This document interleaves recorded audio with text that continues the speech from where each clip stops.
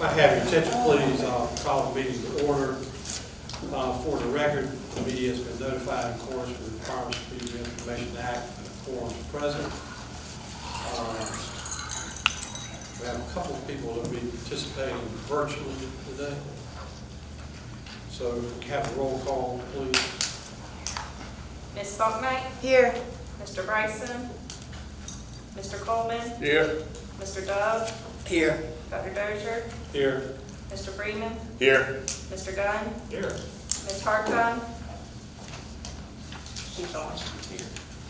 Mr. Jackson? Here. Mr. Jones? Here. Ms. Leatherman? Here. Mr. Lee? Here. Mr. McIntyre? Here. Mr. Moore? Here. Dr. O'Kelly? Mr. Chairman, just may I raise a point? I believe Mr. Bryson is on a state economic development trip to Europe right now. I believe you excused his absence. Is that not correct? That's correct. I didn't want to make everybody feel badly that he's in Europe. Yes, his absence is excused, and I think Ms. Hartong, Dr. Kelly, Hartcon's on. yeah, is all. Everybody's had an opportunity to review the minutes. Any questions, changes, deletions? Move that we accept as presented. Thank you. Have a motion, have a second. Second. All those in favor say aye. Aye.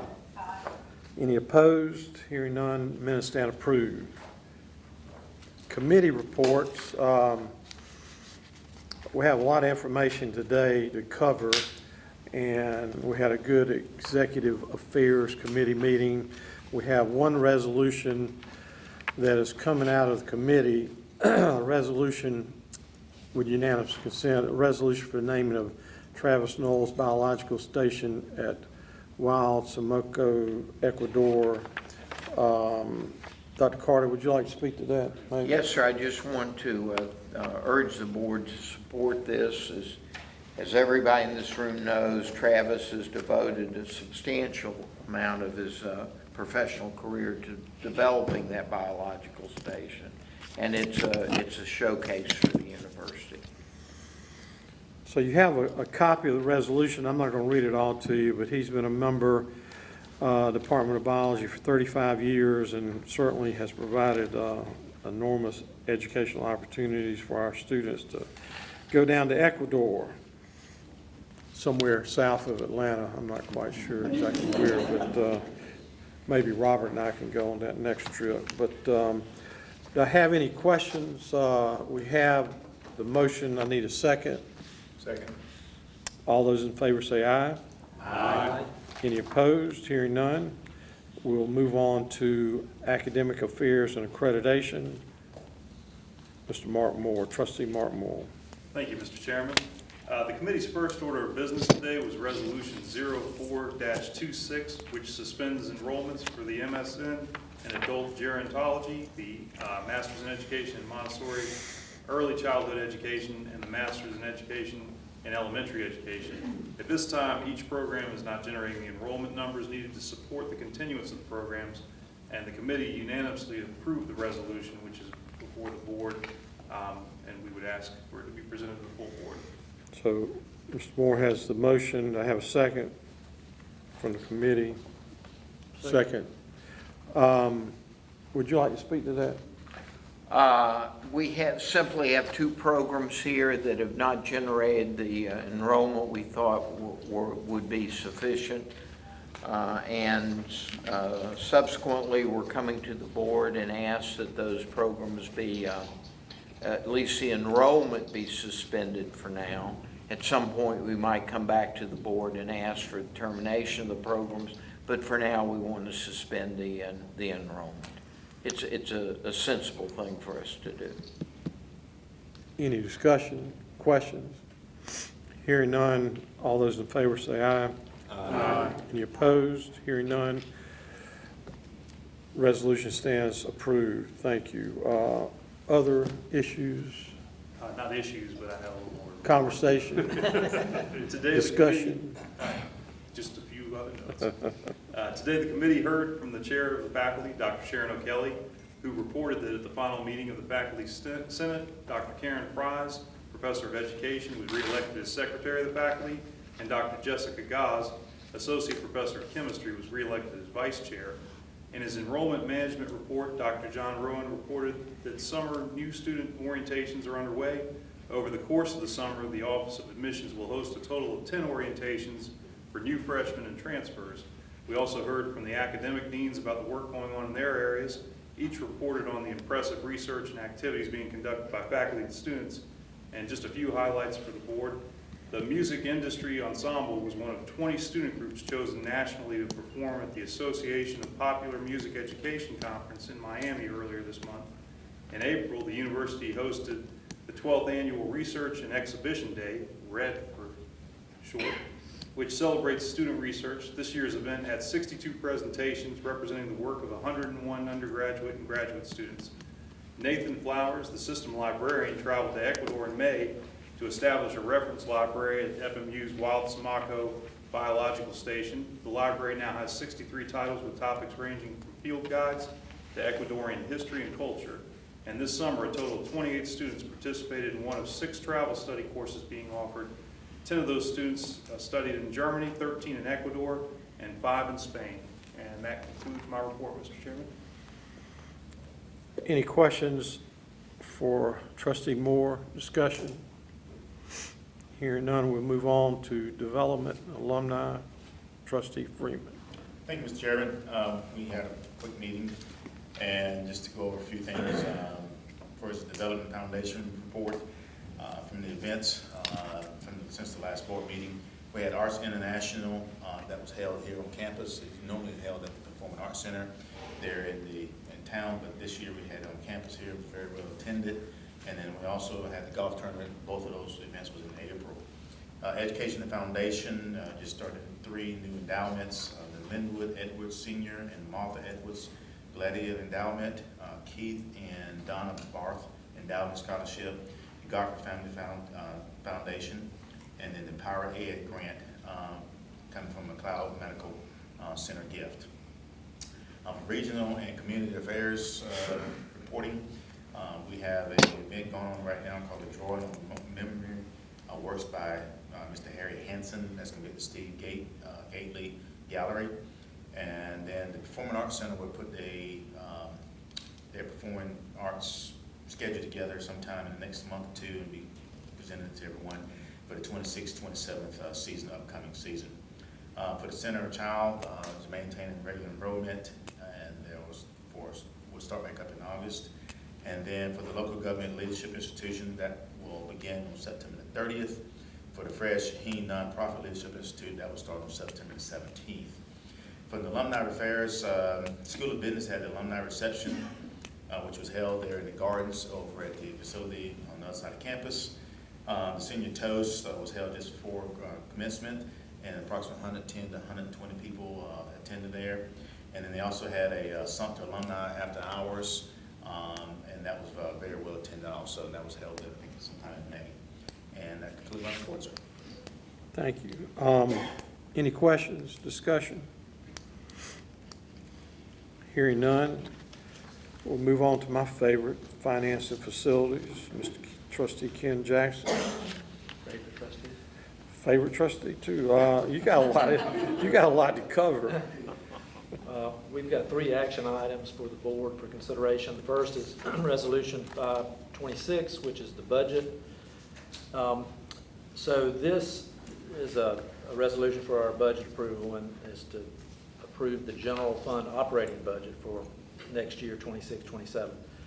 But because the General Assembly hasn't finalized the state budget yet, we have 2 versions, which you have in your packets, of the budget projection.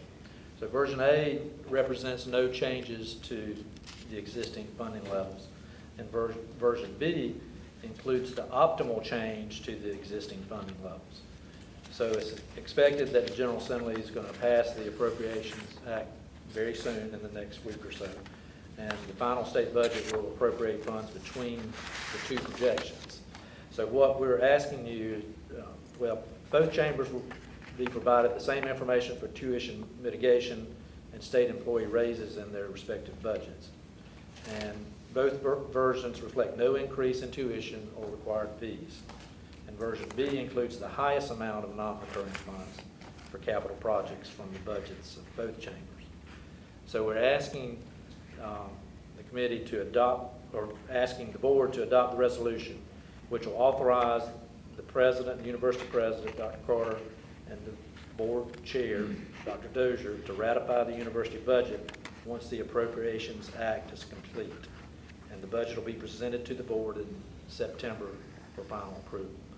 So we have a version A with no changes, version B with optimal changes, and we're asking you to authorize the president and the chairman to act on our behalf until our final approval at our next meeting. Thank you. I know that was a lot, so. That was very well explained, though. I'm confused at a higher level now, but Dr. Carter, you want to say a few words to this? No, I think Covered it well. Trustee Jackson got it right. The key is it could be someplace in the middle. So we're not adopting A or B, we're adopting any place on that continuum. So I have a motion from. And by the way, we say optimal, but we could always be surprised. I have a motion from Trustee Jackson to approve. Do I have a second? Second. All those in favor say aye. Aye. Any opposed? Hearing none, we'll move on to Okay, the next resolution. The next resolution is 626, which is an adjustment of housing fees. So this resolution increases the housing fee by 7.5%, which is to cover the rise in expenses for utilities, operations, and maintenance. And with that increase, we're still very competitive and below the average housing cost in the state from other universities. And, you know, our goal is to always keep this as low as possible, but expenses do continue to rise, and we have to maintain that, and that's what this is requesting that we cover. So that's our request, Mr. Chairman. Thank you. That comes from Trustee Jackson, a motion to approve. Any questions or other discussion we want to do? No, sir, I would simply point out that housing is a non-mandatory fee, so it doesn't fall within that constraint on not being able to raise tuition or mandatory fees.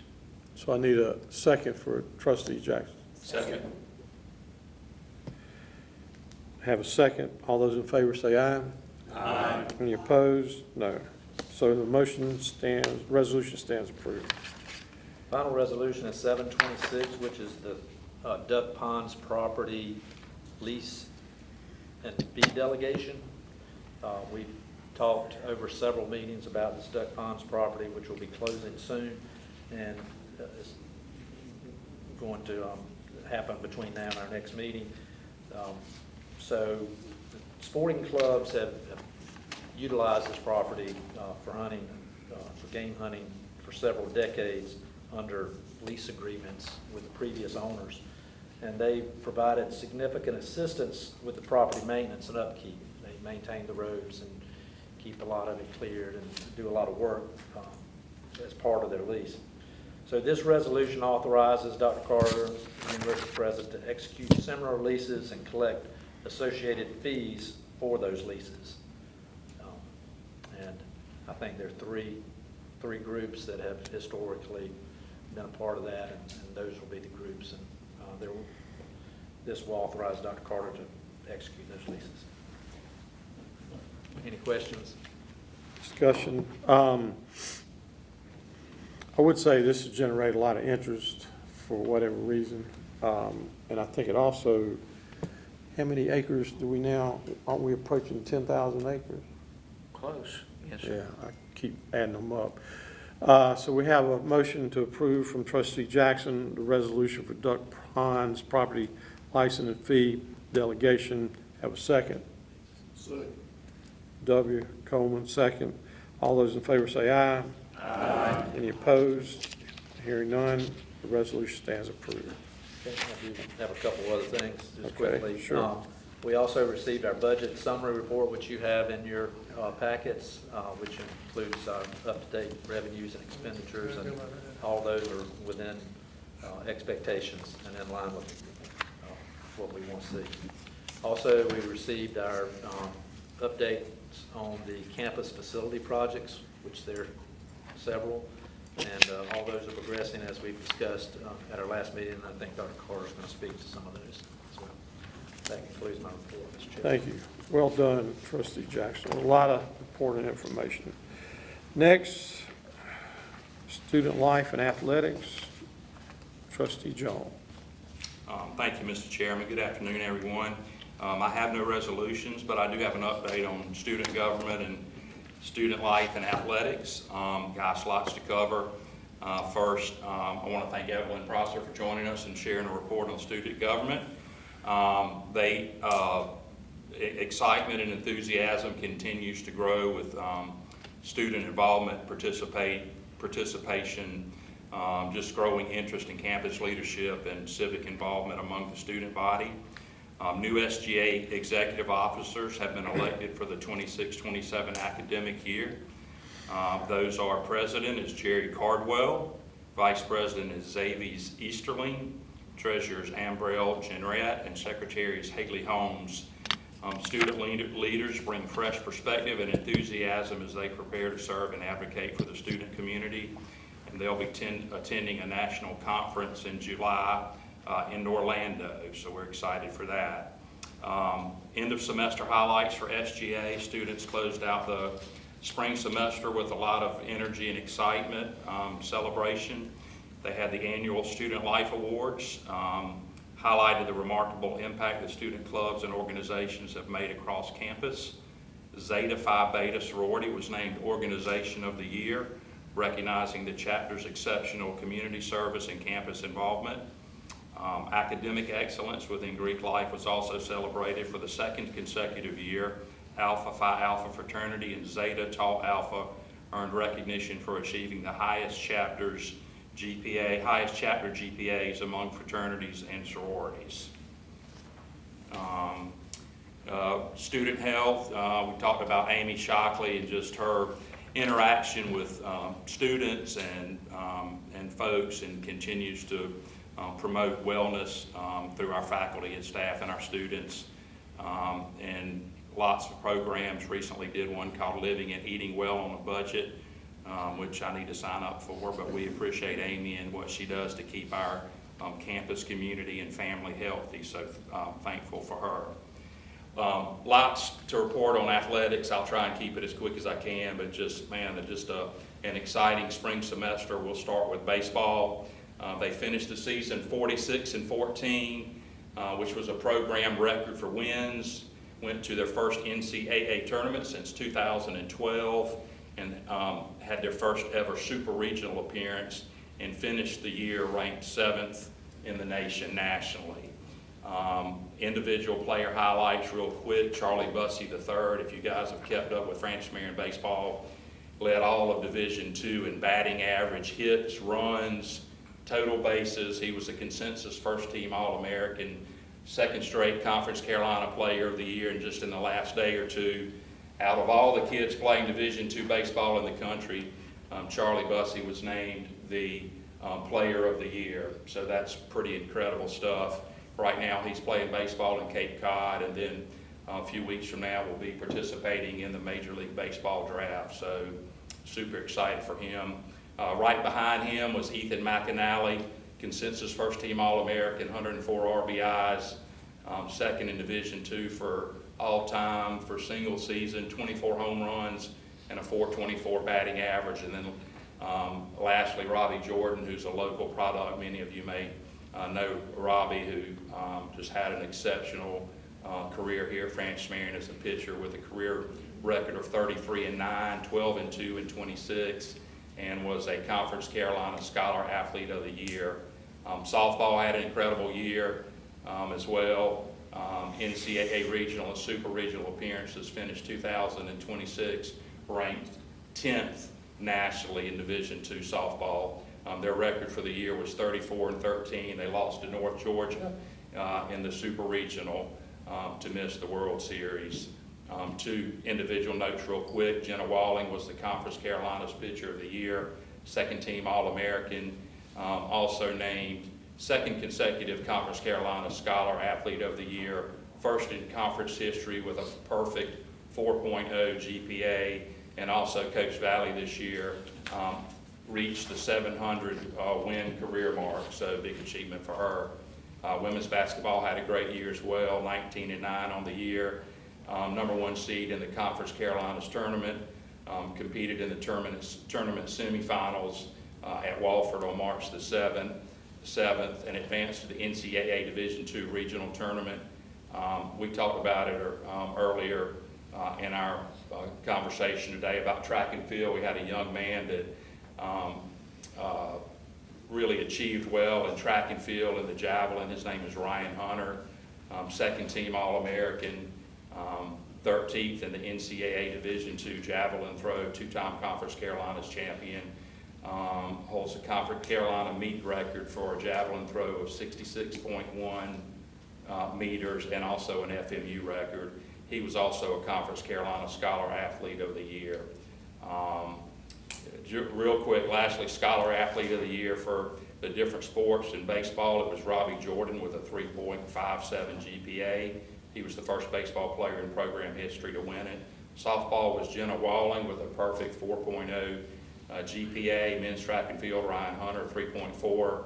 Women's soccer was Taya Davey, and women's volleyball was Madeline Gardner. One last piece of information. Quinn Monahan was asked to serve on the NCAA Division II membership committee, so congratulations to Quinn. And one little last tidbit, there was one team in Division II in the country that had both their baseball and softball teams make it to super regionals. Anybody know who that was? Francis Marion. That concludes my report, Mr. Chairman. Do we still have the summer baseball league? Camps? Yes, sir. We do? Yes. No, you're talking about two different subjects, okay? The league that you're talking about is essentially the league that played on campus. Yeah, like right? the Yeah, Cape and the Cod. answer to that is no. I didn't understand the question. That's why I asked. Sometimes I Okay. do that, just to confuse people. He was Thank talking you. Red Wolves. Well, Yeah, that's it. Yeah, no. Good report. Any questions? And now, the President's report. Dr. Carr.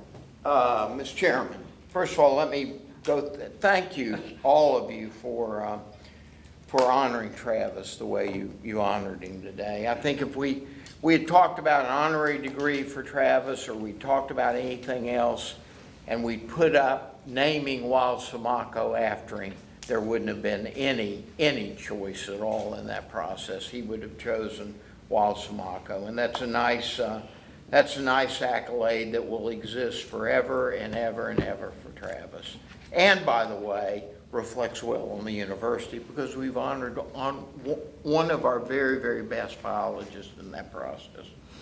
Mr. Chairman, today we also appointed Will Bolt as the university historian. We've not had a university historian in the past, where the board discussed a little earlier in executive committee why it's necessary to have a university historian now. It's time to start cleaning the attic a little bit, determining what are materials that are absolutely critical for the university to preserve down the road, and to make sure that we're preserving those materials. So will work with Catherine Baker, who's the university archivist, to make sure that we're keeping the right materials, but those materials that we don't need to keep, we can offer to the public or provide at auction or other things down the road for people who might have an interest in acquiring that material. We devoted a lot of time today talking about the university budget, and which of course is an extension of the state budget. The legislature has spent all too little time this year talking about the state budget, particularly the last few weeks, largely because they didn't want to get involved in discussions on the budget at the same time we were involved in election processes. So we're hopeful that the General Assembly will be back, both the House and the Senate, on June 25th.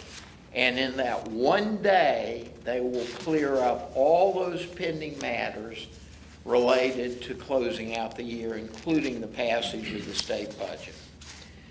You've heard us talk about the optimal budget. You've heard us talk about the continuing budget. There is some discussion that there might be more tuition mitigation money. I don't think anybody's looking at a bonanza there. When we talk about more, there may be a few 100,000 more for institution, but we're not going to see the kind of money that we originally thought would be there at the beginning of the academic year, the beginning of the budget year. So, but if we could at least get a budget before the 1st of July, we can go ahead with pay increases, and we can go ahead with dealing with those accounts that have to be dealt with as we flip over the academic year. Now, for non-trustees that might be here today, they're employed by the university. Let me just spend a second on that. If the budget is not passed by the 1st of July, pay increases won't go into effect until after the General Assembly actually passes the budget. So that would occur right after the governor's budget issues are resolved, should he in fact veto any issues related to state employee salaries. Okay, everybody got that? So there's an optimal, and then there's existing that also exists with regard to time as well as amounts. The earliest we would see pay increases would be the regular pay increases after the July 1st. The latest could conceivably be if the General Assembly didn't take up the governor's vetoes, and he did happen to veto something related to salary increases. Those might not be taken up until the General Assembly returned in January. So it would be someplace within that range. I'm going to pause there for just a second. I know this is a report, but does anybody have any questions about the confusion associated with that process? Okay, good. So we'll see how that goes, and Mr. Chairman, we'll notify the board as soon as we see what's going to come out of that 25th convening of the General Assembly.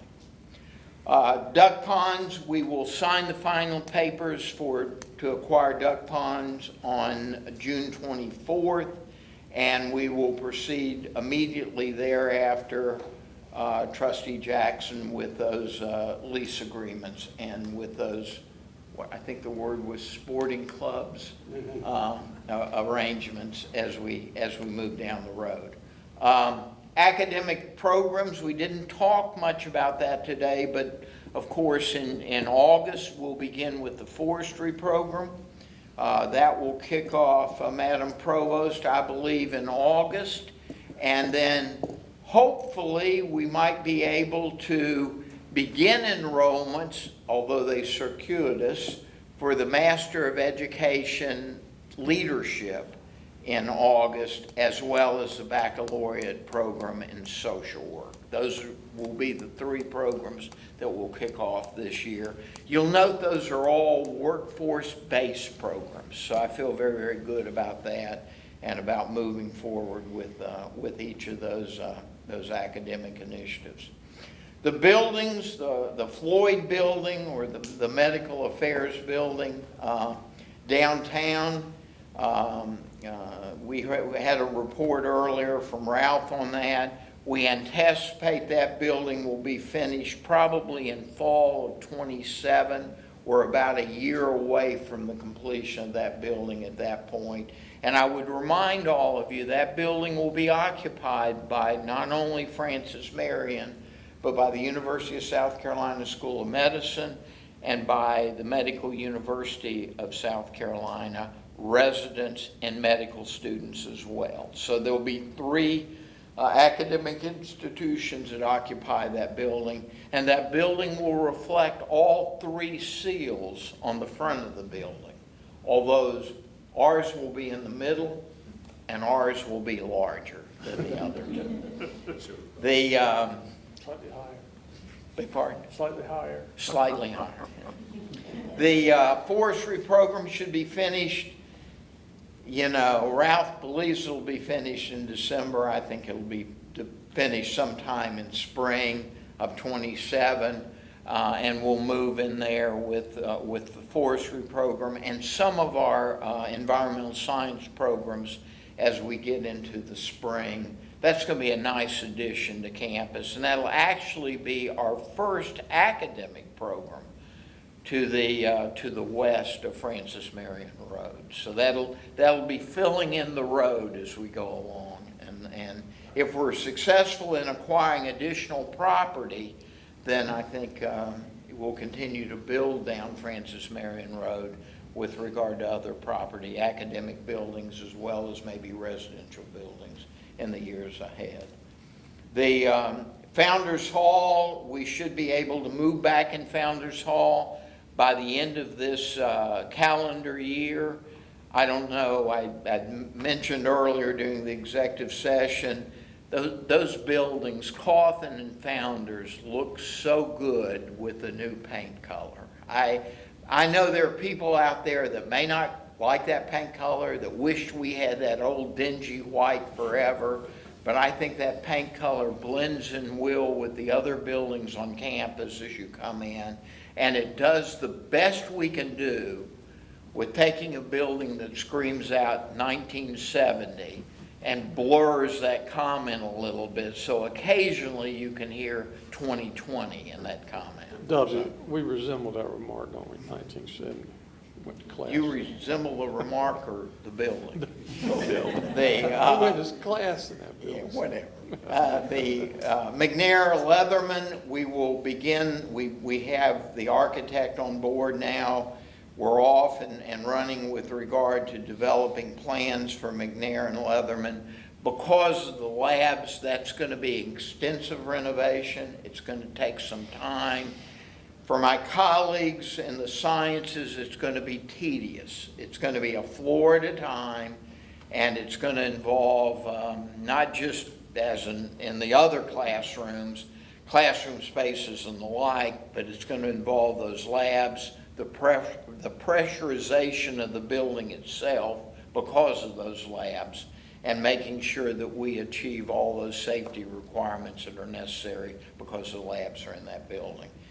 We anticipate maybe that building will be completed by fall of '27, may bleed over into '28 during the course of the year in 2028. And finally, 2 additional buildings that are on the horizon, or 2 additional facilities. We're working with the county to look at maybe doing a new campus police station, which would be located out on Francis Marion Road, on the other side of Francis Marion Road. We would develop that jointly with the Sheriff's Department, so it would be shared both by our campus police and by the county sheriff. I think that would be a wonderful addition to the university, and would further our tradition of developing partnerships. And finally, the last thing we want to find a way to do over the next 2 years, the athletic director and I have talked about this extensively, is to get rid of the old track and put a new track back in that exactly where the old track's located, as we continue to expand our track and field athletic team. And the final, Mr. Chairman, the final comment I would make is we're about 6 months away from purchasing the land for Wild Sumaco we talked about in the last meeting.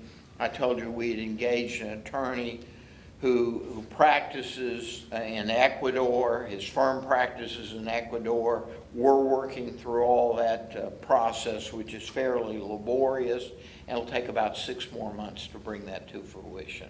That constitutes my report. Any questions, discussion for Dr. Carter? Hearing none, we'll move on to unfinished business. You thought we were through, but we actually have about another hour to work through, give or take.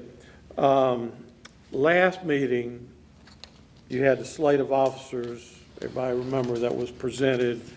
I want to thank Trustee Jody Bryson, who's out of the country, and his committee. I think it was Patricia Hartung, Paul worked on this, and we're going to do something a little different with this. We're going to, the bylaw requires that we vote on each one individually rather than a slate. So we'll start with chairman.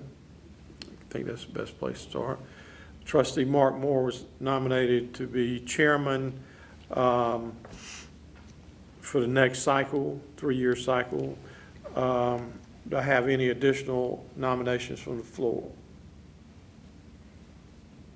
I move we close nominations, and I move the nomination of Mark Moore as chair of the Board of Trustees. Thank you, Trustee Lee. Second. Have a second. All those in favor say aye. Aye. Hearing none, congratulations, Trustee Moore. And second, we have vice chair, Trustee Karen Leatherman was nominated with the slate. Do I have any other nominations from the floor? Again, I move we close the nominations, and I move that we elect Karen Leatherman as vice chair of the Board of Trustees. So I have a second.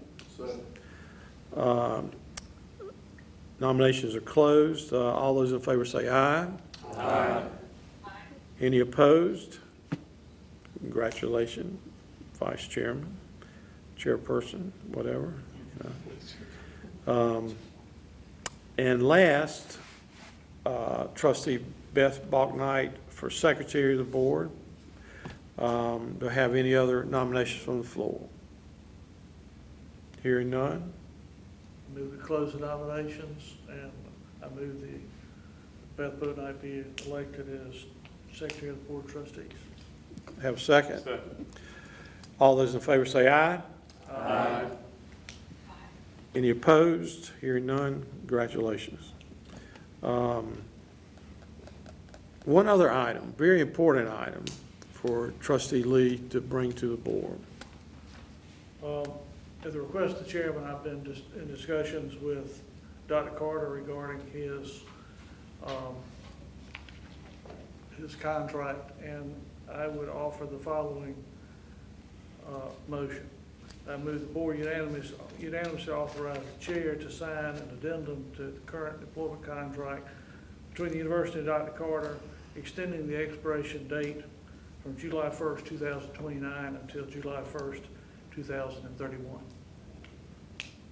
Do I have a second? Second. Second. Any discussion? What a difference a year makes, right? Is that all you can negotiate? All those in favor say aye. Aye. Any opposed? Hearing none. Congratulations, Dr. Carter. Thank you. Well deserved.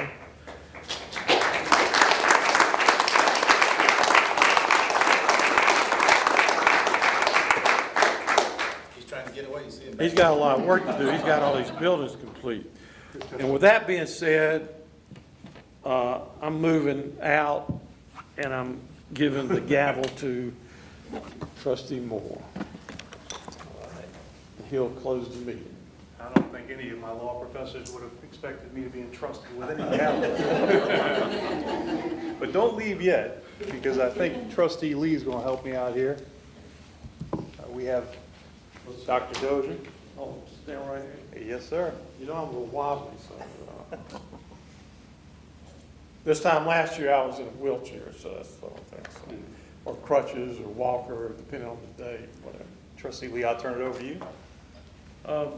Each year, twice a year, we hear these words. The Board of Trustees is drawn from men and women from across the state of South Carolina who give of their time generously without compensation. A number of them are here with us today. We'll ask that they stand and remain standing until all have been recognized. That's what most of those people think we do. Maybe we get a license plate and we go to graduation. What they don't realize is that we're really a small group, fraternity of people who are entrusted with this university. And it really doesn't matter why you come to this university as a trustee, but the reason all of us stay is because we fall in love with the institution. That's why Dr. Carter stays, that's why we stay, that's why we have the longevity on our board we do, and that's why we have the unity we do. So in that regard, I'd like to offer the following proclamation and ask the board to unanimously adopt it. Trustee Chair Emeritus status for Dr. H. Randall Dozier. Whereas Dr. H. Randall Dozier has devoted his life and career to advancing education at every level, strengthening public schools across South Carolina, and providing steadfast leadership in support of Francis Marion University throughout his service on the Board of Trustees. And whereas he earned his undergraduate degree from Francis Marion University, the master's and doctoral degrees in educational administration from the University of South Carolina, and throughout a distinguished career served as a teacher, principal, and administrator in the Greenville and Georgetown school districts, retiring in 2020 as superintendent for Georgetown County School District. And whereas Dr. Dozier has been recognized as a respected leader in education, whose wisdom, integrity, and commitment to students and educators has made a lasting impact on education for thousands of students in the state of South Carolina. And whereas he was first appointed to the Francis Marion University Board of Trustees in 1991 and has faithfully served for more than 3 decades, including 5 years as chair of the Board of Trustees, during which time the new academic programs were established, including graduate degrees in family nurse practitioner and nurse educator, and undergraduate degrees in industrial engineering, criminal justice, and autism studies.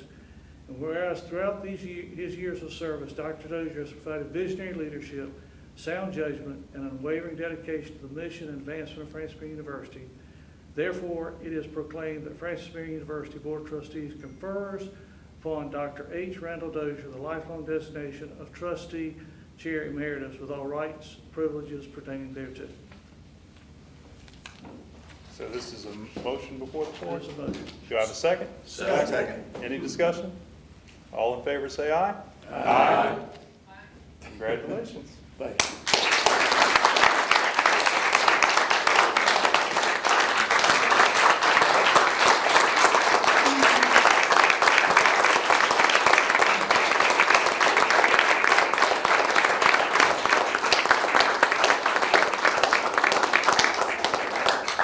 What a difference a year makes.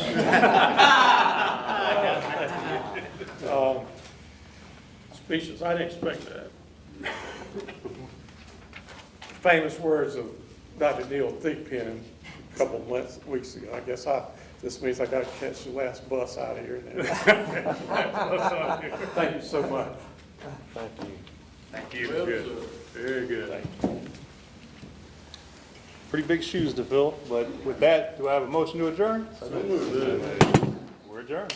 Congratulations. Oh, thank you.